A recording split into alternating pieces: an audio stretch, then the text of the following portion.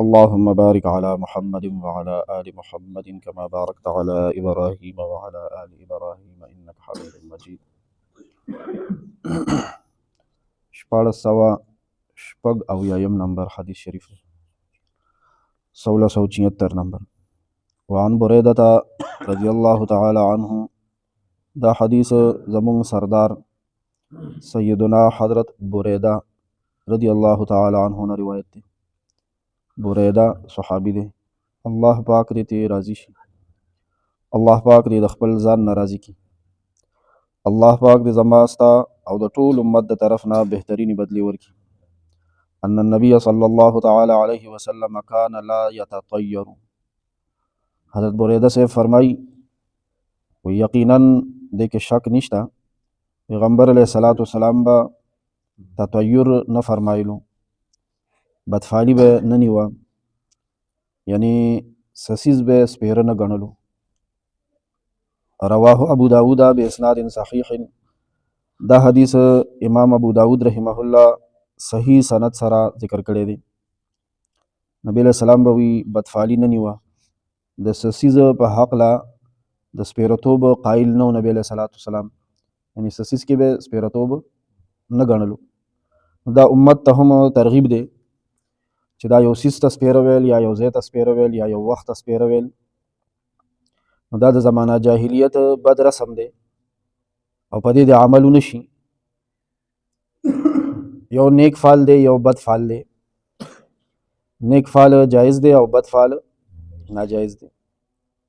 یعنی د سسیز په حق لا لکه ما تاسو ته د صلح حدیبیه واقع ویلو، مذاکرات به ناکامه کېدل، جرګې به ناکامه کېدلې، کفارو د طرف نه چې کله سهل رالو نو د سهولت معنا ده پکې، نو نبی علیہ السلام فرمایل اوس مونږ ته الله پاک کار آسان، نو دې ته ویل کېږي نیک فعل.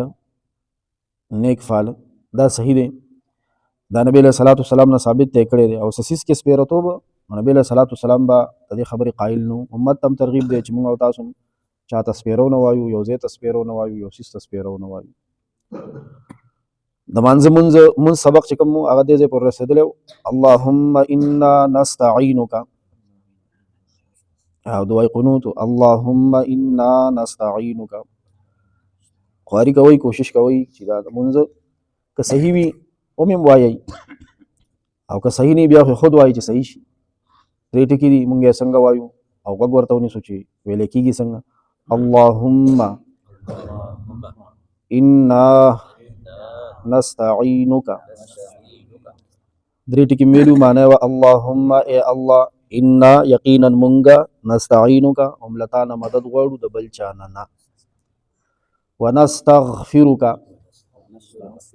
دا ټکی دی ورپسې دې ځای کې به لږه خواري کول غواړي. ښه زمونږ دا د دیني مدرسو طالبان ورته غین معجمه وایي او یو عین مهمله دی.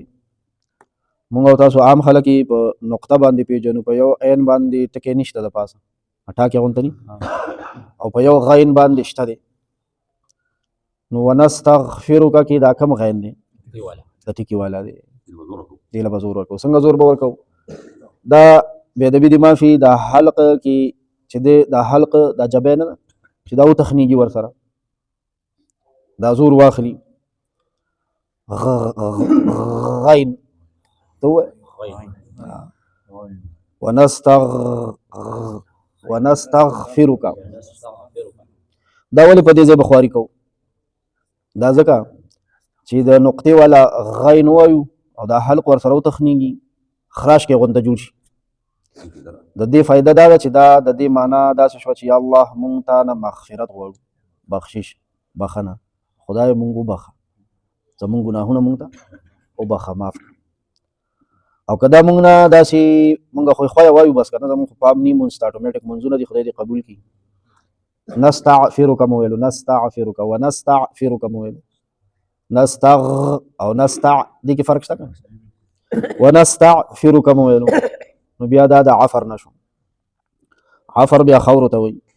نو بیا د دعا په ځای مونږ ځان ته او ټول امت ته خیرې وکړي، یا الله مونږ ټول نر ښځې لوی واړه مړي ژوندي را روان مسلمانان ټول خدای خاورو کې خو مګه، دا خو نه هو اوس یو سړی چې یو کس ته سلام کوي سلام په ځای ورته کنځلو کې اخیری کې نیت کې خو نه او خو شونو نو دا شانتې دا خبره هم ده الله پاک خو خبر دی چې زما دا بنده ما نه څه غواړي هغه خو بخښنه غواړي خو دا هغه کس چې مونځ یې په معنو زده که نه معنو ته یې پام وي مونږ خو پته نه لګي مونځ چېرته عالم ته تېر کړی دی عالم نه هم زده کړی دی که نه دا د خوارۍ شی دی څنګه مونږ او تاسو جامو کپړو خوراک څښاک او کور او سورلی او څیزونو سره خواري کوو که نه یا په ځان خواري کوو نو دا شانتې به مونږ او تاسو په دې دین باندې او په مونځ باندې هم خواري کوو نو ونستغفرک چې ویلی شي بیا ترېنه خیرې جوړې شي یا الله مونږ ټول خاورو کې ښه ومږه نو خیرې شوې بیا صحیح داسې دی ونستغفرک او یا الله مونږ تا نه بخښنه غواړو یا الله مونږ ته بخښنه وکړه یا الله مونږ تا نه بخښنه غواړو یا ارحم الراحمین صلی الله تعالی